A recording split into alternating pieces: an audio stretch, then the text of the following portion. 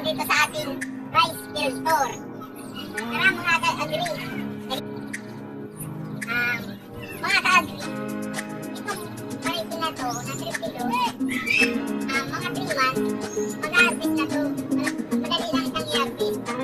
Ito yung variety na, madali na lang i-harvest. Madami na, siguro mga bukas, madami na tayo dito feeding process na tayo dito, magkakawin na tayo, wala tayo ng dadamo dito.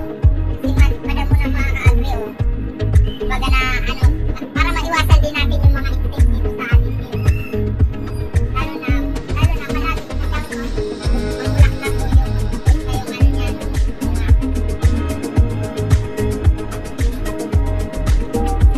Gaya nito mga ka-agri, itong damo na to, inaagawan niya yung nutrients nitong ating rice stock na to. So, inaagawan niya, kaya yung tatanggalin natin niya para hindi maagawan. Para din makapadami din siya ng supling yung ating rice. And then, malapit na pala siya.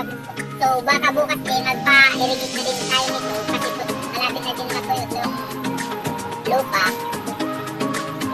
Go. Ang mga proseso agri ng ating pagtatanim ng palay is mag-start tayo sa land preparation. Then, ang land preparation, nandiyan na yung yung una magpapa-irrigate tayo, dawi, harvey. Then, sunod na yan, pag apat na yung lupa, ayos na yung tamang tubig. Pag-pupusin na tayo dyan sa broadcasting, ito ang gagamitin natin. Kung saan natin naman, pagpapatubo na tayo ng mga seedlings. Yun nga. Then, pag okay na ang lahat, pupusin na tayo dyan sa management. Kaya nitong rice na itong maalagaan mo siya ng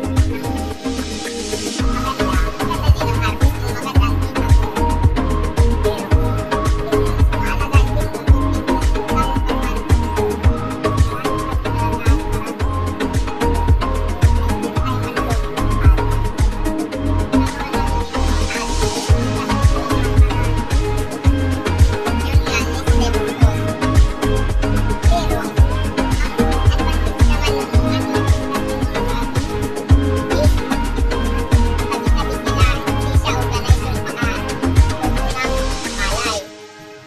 gaya nito mga ka-agri.